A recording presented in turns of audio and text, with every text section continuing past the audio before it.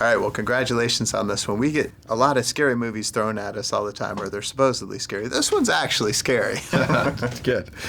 Well, and I know that obviously with Evil Dead, and you've kind of grown up with scary movies. What were some of your favorite ones? I think it was Oliver Stone's The Hand. It's kind of strange, and just Michael Caine loses his hand, and the hand comes back to kill everybody. So they're always kind of pulpy and strange, but at the same time very realistic and scary. Then Ran from Kurosawa was so bloody, and it had some decapitations, and blood was raining all over the place, and that's all over Evil Dead. Like, it's always like those very early scary stuff that you see that really, makes an impression on you, right? Well, and how cool is it now to work with Sam Raimi? Amazing.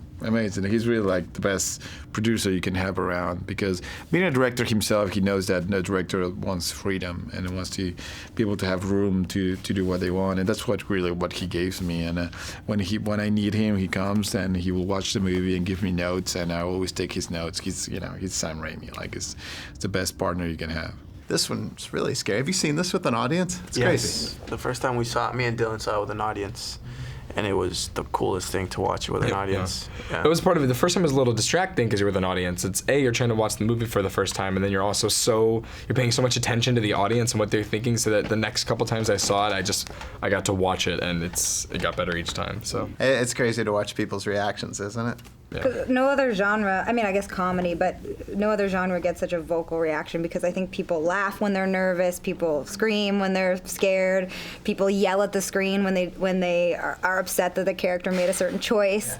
And in that way, it's like a really fun experience in the theater. Well, it's got some good twists in it, and you're not quite sure who's the good guy, who's the bad guy, and that's kind of nice to have an ambiguous character, right? I think it's at the core of what makes this film quite special. In fact, aside from the expertise in the filmmaking itself, just the moral ambiguities that Fede is playing around with here, and it's not, it really keeps seesawing back and forth in all kinds of ways.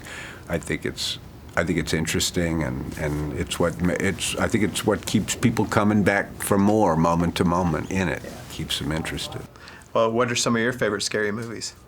Well, I would say my favorite is The Exorcist, because it's just one of the top films ever made. Of course, Psycho is on the list. I'm a fan of The Omen myself. It's a nasty piece of work. Yeah. Why should people see this on the big screen? Because I feel like this is one you should see with an audience. I really do agree with that, because it's a lush picture. And I know lush is kind of it sounds, what? A film that takes place in a house in Detroit is lush?